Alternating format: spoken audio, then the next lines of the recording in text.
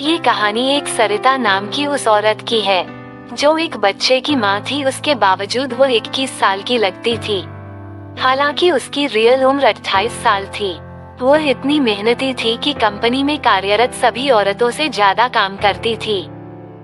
लेकिन कंपनी के सुपरवाइजर से किसी कारणवश बहस हो जाने के कारण सुपरवाइजर ने उसको निकाल दिया। वो थोड़ा छोटे कद की थी और हमेशा पिंक ब्लाउज और साड़ी में रहती थी। खाते पीते घर की थी तो थोड़ा हेल्थी थी, इसलिए उसके बड़े जैसे गुब्बारे बाहर लटकने लगते, जिस कारण से रास्ते में चलने वाले सभी लोग उसकी ओर आकर्षित हो जाते। उसके घर के हालात बहुत अच्छे नहीं थे। उसके पति भी मजदूरी करते थे, जिसमें कभी उन्हें काम मिलता तो कभी नहीं मिलता, इसीलिए वो और ज्यादा परेशान थी। क्योंकि अब उसकी नौकरी भी जा चुकी थी। एक दिन उसी के मोहल्ले में रहने वाले एक लड़के ने उसको सलाह दी कि तुम कपड़े का सारा काम जानती हो तो सिलाई सीख लो, और किसी भी कंपनी में सिलाई वालों की बहुत मांग है। ये बात उसको अच्छी लगी और वह सिलाई सेंटर में पहुंच गई। सिलाई सेंटर वाले ने कुछ रुपए लेकर उसको सिलाई सिखाने लगा। वहाँ पर आने वाली सभी औरतें लगभग जवान होती थी और लड़के कम ही आते थे। सिलाई सेंटर वाला कुछ आशिक मिजाज टाइप का था और वह सिलाई सिखाते सिखाते सभी औरतों से मजाक किया करता था कि मजाक करूँगा तो कोई पट जाएगी। सरिता भी थोड़ी जवान थी और उसका पति कुछ अलग टाइप का था। वैसे वो बहुत मेहनती इंसान था, लेकिन प्यार के मामले में थोड़ा कच्चा हो जाता था। शायद उसने बचपन में कुछ ज्यादा ही गलतियां की होंगी, इसीलिए सरिता उससे गुस्सा रहती और पूरी प्यास ना बुझ पाने के कारण सरिता का भी मन इधर उधर भटकने लगता। सिलाई वाले के कुछ अधिक मजाक के कारण सरिता उससे काफी फ्रेंडली हो गई और थोड़ा घुल मिल गई। आज सिलाई में उसका पहला दिन था तो सिलाई वाला मास्टर बार बार सरिता का हाथ पकड़कर सिलाई सिखा रहा था।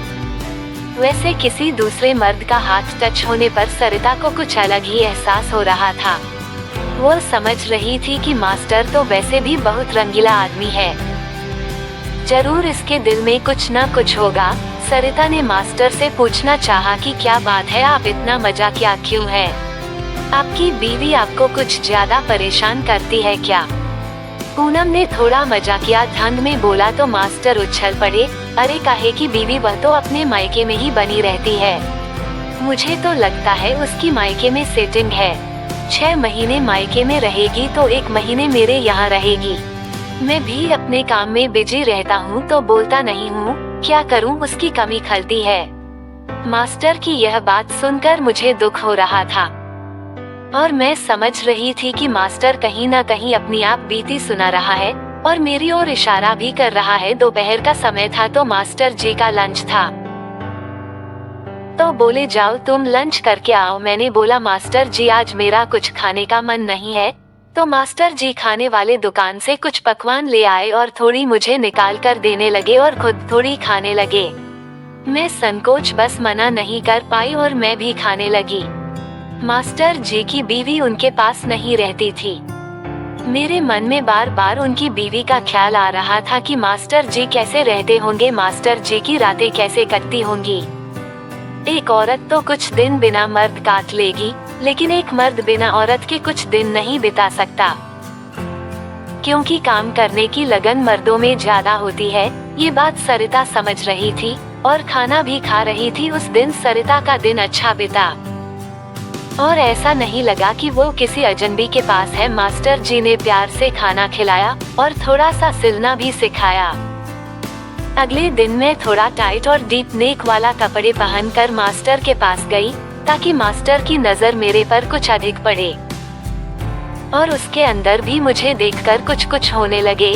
मास्टर ने मुझे देखते ही छेड़ा, क्या बात है सरिता, आज ये बिजली किस पर गिरने वाली है? उसकी बात सुनकर मैं हंस दी और मजाकिया अंदाज में बोली, आप ही अकेले मर्द हो यहाँ, तो आप पर ही गिरेगी। मेरी बात सुनकर मास्टर भी हंसने लगा और फिर हम दोनों अपने काम में लग गए, लेकिन मास्टर की नजर बार बार गुब्बारे की तरफ जा रहे थे, क्योंकि आज वो भी जैसे बाहर आने को बेताब थे और कई बार मैं भी जानबूझकर अपना गुब्बारा उनसे सटा भी देती थी। इससे हम दोनों के शरीर में कर्व सा दौड़ जाता। अब दोपहर में जब सब औरतें लंच करने चली गई तो दुकान पर हम दोनों ही बचे, क्योंकि मैं अपना लंच नहीं लाई थी और मास्टर भी यही चाहता था। फिर मास्टर ने जल्दी से दुकान से खाना मंगाया और हम दोनों खाने लगे। अब कई बार वो मुझे अपने हाथों से खाना खिलाने लगता। एक बार खाना खिलाते समय थोड़ा सा गिर गया, जो कि सीधा गुब्बारे के ऊपर गिरा, तो उसने जल्दी से अपने हाथों से उसे साफ कर दिया। ऐसा करने से मेरे अंदर कुछ अजीब सा हुआ और मैं कुछ ना बोली, तो मास्टर का हौसला और अधिक बढ़ गया। फिर मास्टर ने मुझे एक प्यारा सा चुंबन ले लिया। अब मैं एकदम शर्मा गई। फिर मास्टर ने मेरे गुब्बारे को मुंह लगा दिया और उसकी हवा निकालने लगा। अब मुझे भी काफी अच्छा लगने लगा था और मैं अपनी आंखें बंद करके गुब्बारे में हवा भरने का इंतजार करने लगी। फिर थोड़ी देर में उसने अपने लंबे हथियार से मेरी अच्छी तरह सर्विस की, जिससे मेरा चलना दुबर हो गया और फिर हम आए दिन बार बार यह काम करते थे। तो दोस्तों, ये थी हमारी कहानी। आपको कैसी लगी कमेंट सेक्शन में जरूर बताएं।